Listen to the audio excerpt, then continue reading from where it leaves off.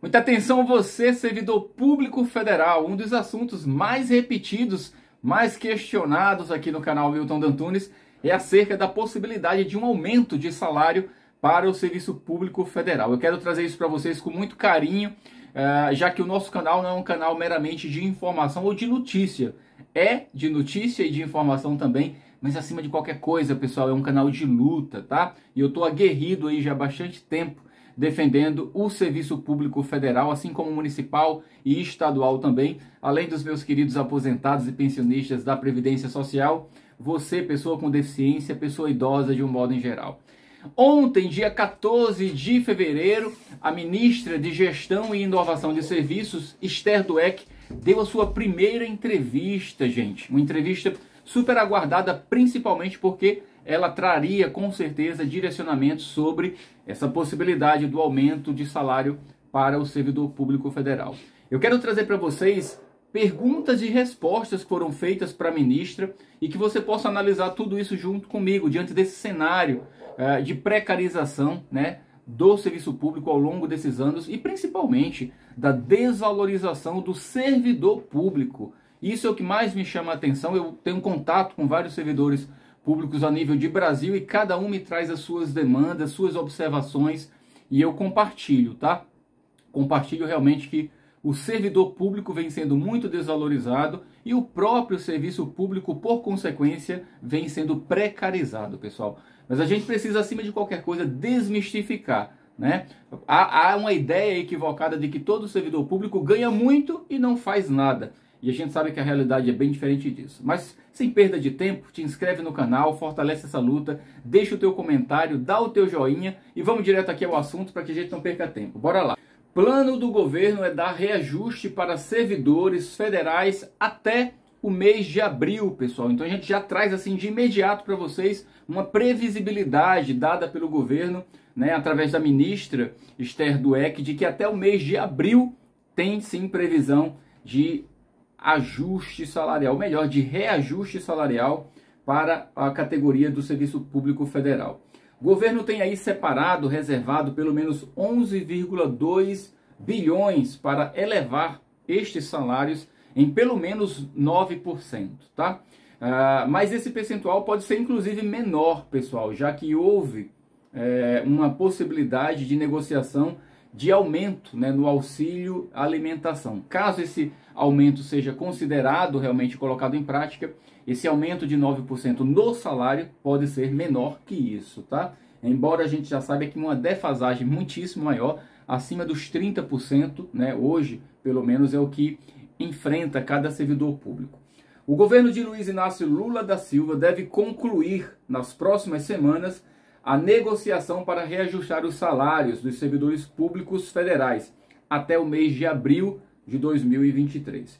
O aumento pode ser de até 9%, tá?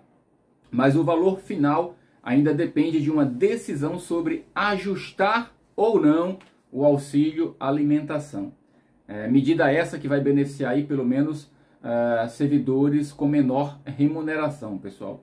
Em qualquer cenário, né, a gente sabe que o percentual vai ficar bem abaixo daqueles 35% calculados aí por parte das categorias, como se fosse realmente o necessário para compensar, né, toda a defasagem acumulada desde a gestão do presidente Bolsonaro, tá?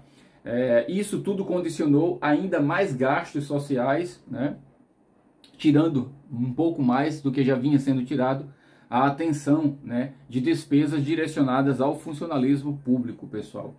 Em sua primeira entrevista no cargo, a ministra de Gestão e Inovação em Serviços Públicos, Esther Dweck, reconhece que dificilmente o governo conseguirá repor todo esse impacto de 35%, tá?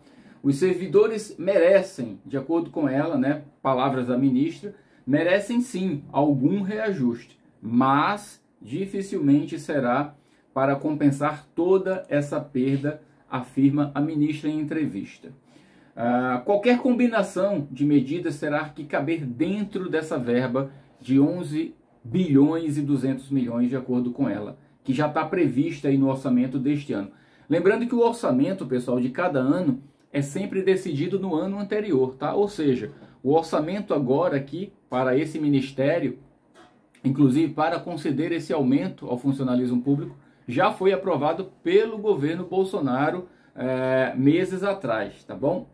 Para a ministra, a discussão também, pessoal, passará por uma observação, né, necessária para a possibilidade de novas contratações, após aí os gastos, né, caírem para o menor patamar em 26 anos com o governo Bolsonaro. Dweck também vai defender, né, a reforma administrativa que promove a adequação dos instrumentos de seleção, tá? Progressão e também avaliação de servidores. Mas ela é taxativa, ela não abre mão de forma alguma da manutenção da estabilidade do funcionalismo público. Se ventilou ano passado, né, aliás, durante todo o governo Bolsonaro, a possibilidade de tirar a estabilidade de boa parte, pelo menos, do funcionalismo público federal, tá? Ela afirma que o teto remuneratório precisa sim ser respeitado e que o governo vai avaliar se é preciso adotar alguma norma adicional para impedir, inclusive, ganhos acima do limite, do teto do funcionalismo público, tá? De acordo com palavras dela, a lógica é que todo mundo esteja ganhando dentro do teto. Se alguém está fora desse teto, alguma coisa errada dentro da regulamentação da lei está acontecendo. E ela vai corrigir isso. Vamos agora direto aqui para as perguntas que foram respondidas pela ministra, para que você possa entender qual é a realidade atual do governo, com o orçamento que ele tem e qual é a perspectiva de novas possibilidades de aumentos futuros, tá, gente? Importante que você acompanhe esse vídeo até o final. Foi perguntado para ela, por exemplo, o governo reabriu a mesa de negociações com os servidores. As carreiras vão ter um reajuste ainda esse ano? Vai ter reajuste escalonado para os próximos anos? Essa foi uma das primeiras perguntas feitas para a ministra. E ela respondeu: em primeiro lugar, para 2023, já existe um orçamento definido, que é de 11,2 bilhões. E esse valor será utilizado, tá? É o que está dentro do orçamento e eu vou manter. Palavras aí da ministra. Ela diz, inclusive, que tem dois valores dentro do orçamento. Esse dos 11,2 bilhões é o que pode ser gasto neste ano. E pode ter um valor também anualizado de até 16 bilhões, ou seja, o impacto que ele gera para o ano seguinte, tá, pessoal? Outra pergunta que fizeram para a ministra é que esse impacto máximo de 16 bilhões dá um reajuste de quanto para o funcionalismo?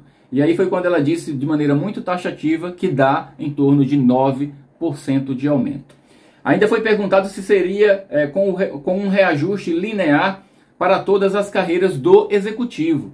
E aí ela diz, seria para todas as carreiras do executivo, sim, até a entrega do orçamento de 2024. Ela diz também que a gente está pensando em fazer uma discussão mais ampla para os próximos anos. Ainda não tem uma diretriz clara se será para 2024 ou se será plurianual. Estamos mais focados agora na emergência de 2023. Depois, precisa ser definida uma nova regra fiscal. Definir qual vai ser o espaço fiscal que existirá para isso, tá, gente? Muito interessante essas respostas, né? E as perguntas foram bem elaboradas aqui para a ministra.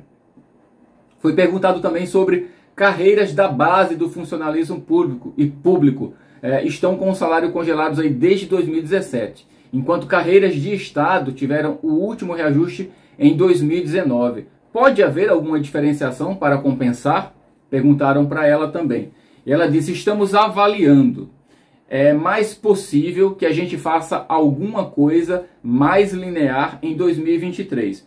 Uma questão importante que a gente está avaliando para 2023 é o reajuste de benefícios, principalmente o de alimentação. Porque há uma defasagem gigantesca entre o executivo e os demais poderes.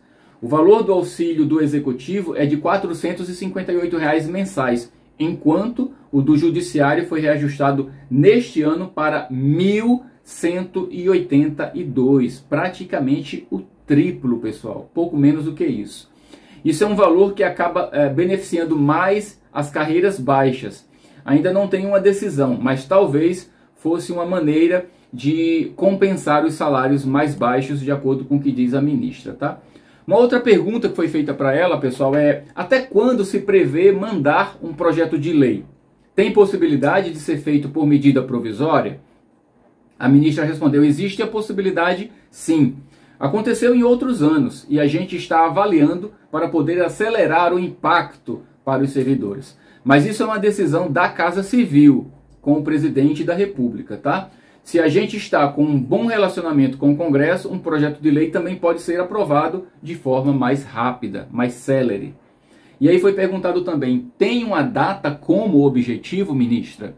E ela disse: a gente queria tentar fechar essa proposta até o final de fevereiro ou início de março, tá? Vamos ver aí se a oferta para os servidores...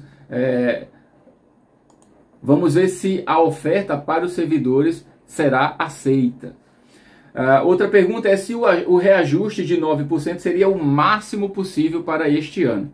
E aí ela falou que vai depender do mês de aplicação desse reajuste. Se for desde março, acho que não dá. Teria que ser um pouco mais para frente, para dar os 9% de reajuste. Dentro de 11,2 bilhões previstos aí para 23, tá? Para 2023.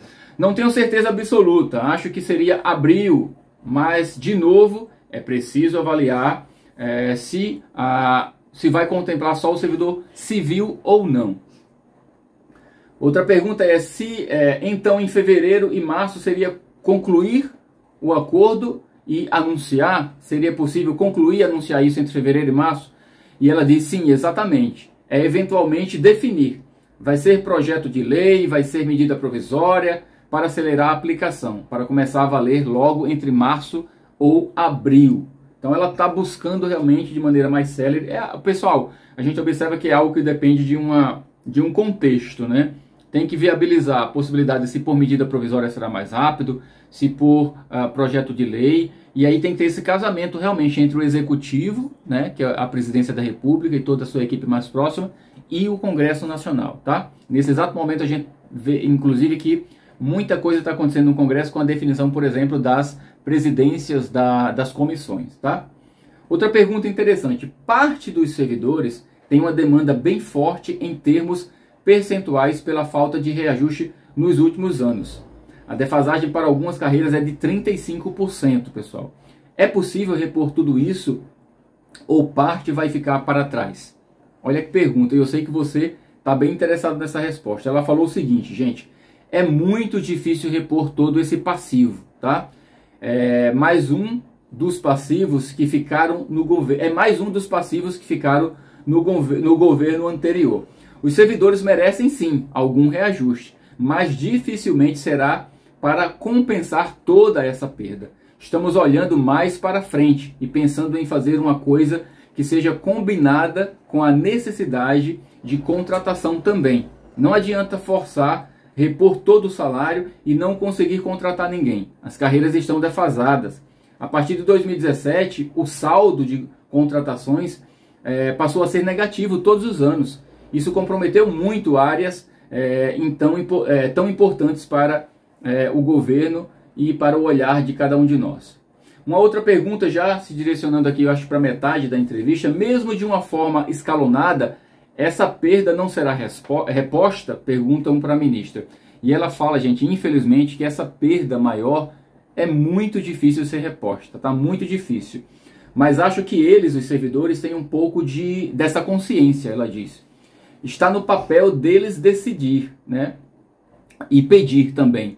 E aí está no nosso papel dizer os limites fiscais dessa possibilidade desse aumento. E os militares? Eles foram contemplados com reajustes na reestruturação que houve em 2019. Eles seriam incluídos nessa renegociação? Na lei, resposta dela, tá? Na lei, da maneira como a LOA, que é a Lei Orçamentária Anual, foi aprovada, o valor é para servidor civil, ela está dizendo, gente.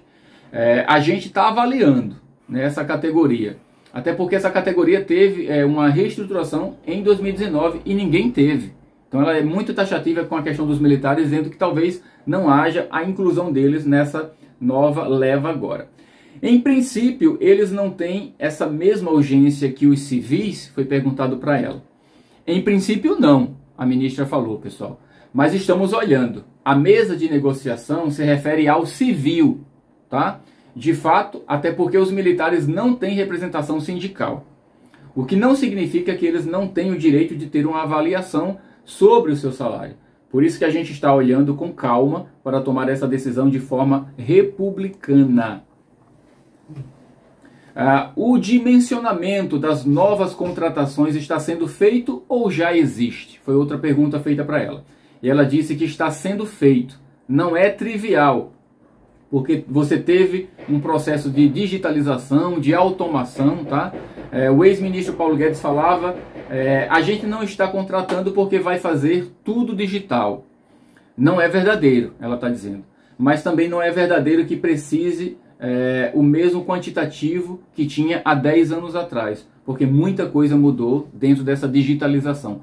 Ela está querendo dizer que sim, é necessário repensar na questão das contratações, e o Paulo Guedes dizia que não priorizava isso porque tudo estava sendo digitalizado, ou seja, não precisa mais ninguém, ou de menos gente. E ela, de certa forma, concorda aqui com esse pensamento, porque muita coisa mudou, né, e certamente muita coisa foi enxuta em termos de quadro de pessoal.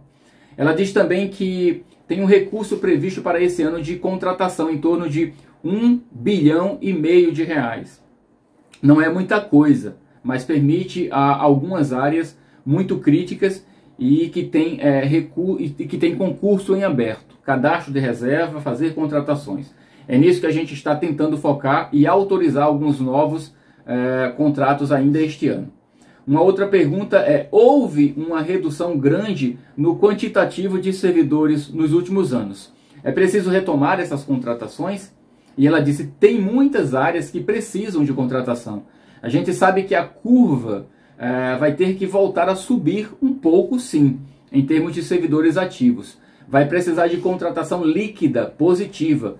Não quer dizer que o número vai aumentar muito, mas a gente tem um espaço, sim, para composição. Outra pergunta, gente, quais contratações são mais urgentes agora? Tem novos concursos para serem autorizados? E quais seriam esses concursos, né? Estamos muito focados no reajuste, disse a ministra. Não temos como precisar quais seriam os concursos e em quais áreas, tá? Desde que eu estava aqui no governo Dilma Rousseff, eu já acompanhava áreas que tinham muita gente em abono de permanência com risco de aposentadoria. E a reforma da Previdência em 2019 acelerou tudo isso. Áreas que já estavam com risco muito grande, com 30% da folha, podiam se aposentar, como é o caso do IBGE e o Banco Central. Mas tem outras áreas também, afirma a ministra do EC.